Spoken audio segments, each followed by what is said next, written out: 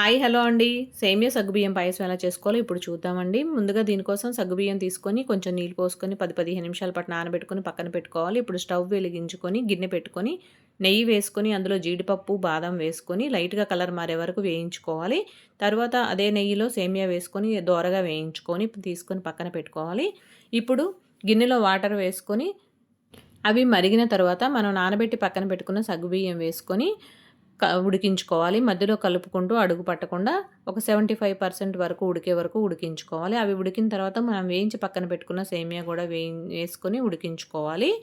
ఇప్పుడు తగినన్ని పాలు పోసుకోవాలి. ఒక 2 నిమిషాల పాటు ఉడికించుకున్న తర్వాత సరిపడా పంచదార వేసుకోవాలి. ఇప్పుడు ఇందులో ఒక స్పూన్ కస్టర్డ్ పౌడర్ తీసుకొని చల్లని పాలు పోసుకొని కలుపుకొని పక్కన పెట్టుకోవాలి. ఇప్పుడు ఒక 4 యాలకుల పొడి చేసుకొని వేసుకోవాలి.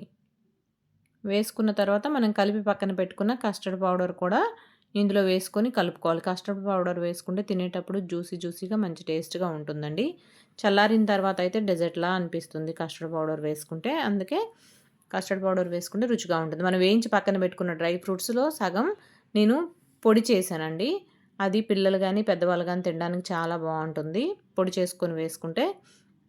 సగమేమో డ్రై ఫ్రూట్స్ పలంగా వేశాను. అలాగే కొంచెం ఎక్కువగా నెయ్యి వేసుకొని, కిస్మిస్ కూడా వేసుకొని, వేయించుకొని ఎర్రగా వేయించుకొని సేమియాలో వేసుకుంటే అంతేనండి సేమియా పాయసం, సగ్గుబియ్యం సేమియా పాయసం రెడీ అయిపోయింది.